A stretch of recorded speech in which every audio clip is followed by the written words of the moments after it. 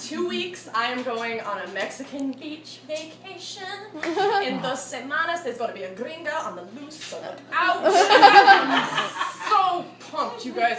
My friends and I, we go to this little hippie town. It's on the Pacific, but apparently they go by mountain time there, except there aren't actually any clocks like in the whole town, so time just doesn't exist there.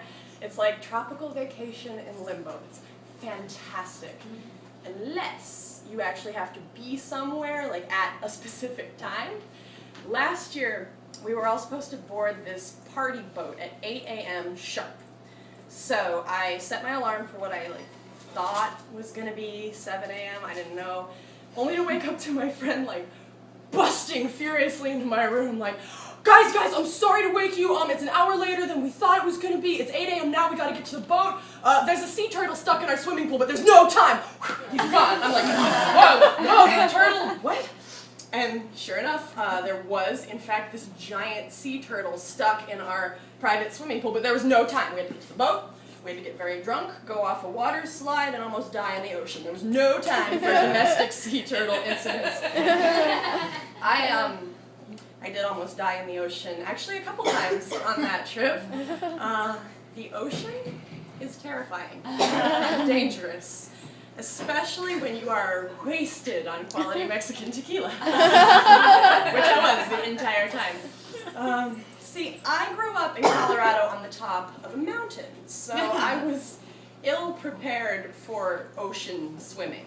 But my friends there are from Texas. They grew up swimming in the Gulf, so they taught me how to swim past the break.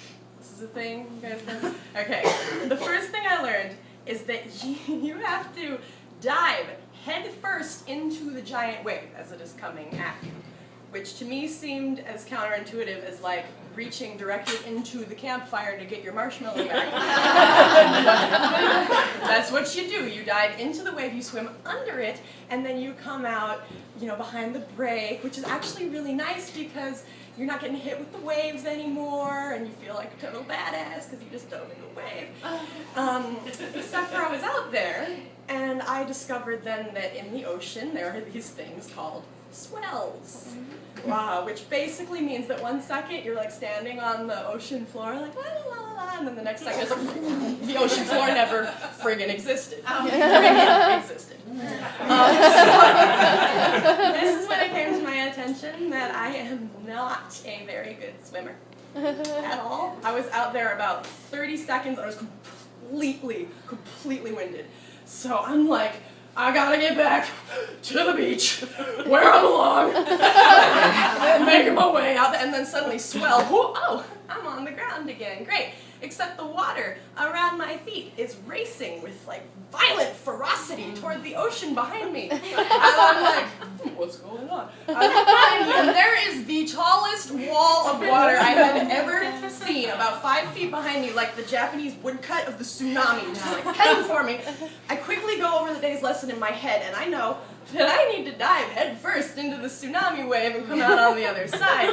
Except for every fiber of my being is run! Run for the wave!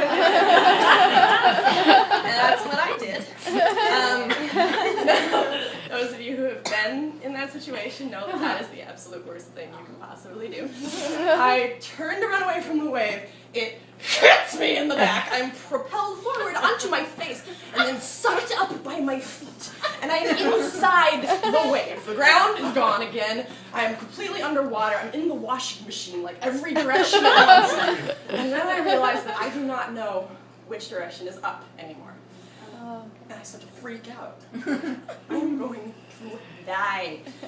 But soon enough, I found out which direction was up when my face met the ocean floor once again and was dragged across the sand and shells, giving me my oceanic exfoliation.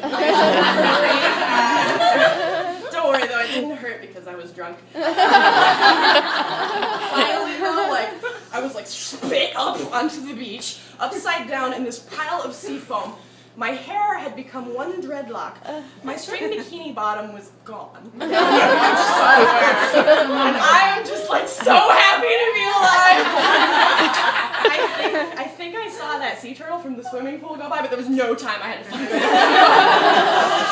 So I learned an important lesson that day, and that lesson was that I needed to start doing some frickin' cardio. When I got back to Chicago, I signed up, I joined the gym, and I now go to Export Fitness, which I get made fun of a lot because apparently that's like the meathead roid user gym. I think it's hilarious. It's some of the best people watching you will ever find. Like just the other day, there was this dude, huge, like violently pumping iron on this machine. And he's like, and then he lets it crash with this violent sound, and he goes, "Yeah, I love it." He started pacing like a tiger in a cage, and every few steps he'd be like, "Ah!" So like people are like leaving and going out of the way. Not me. I followed that guy around for 20 minutes. It totally paid off because later he like went to a bench and he got these 200-pound just huge weights and he started doing chest presses and like 3 in he's like, "I love the struggle!"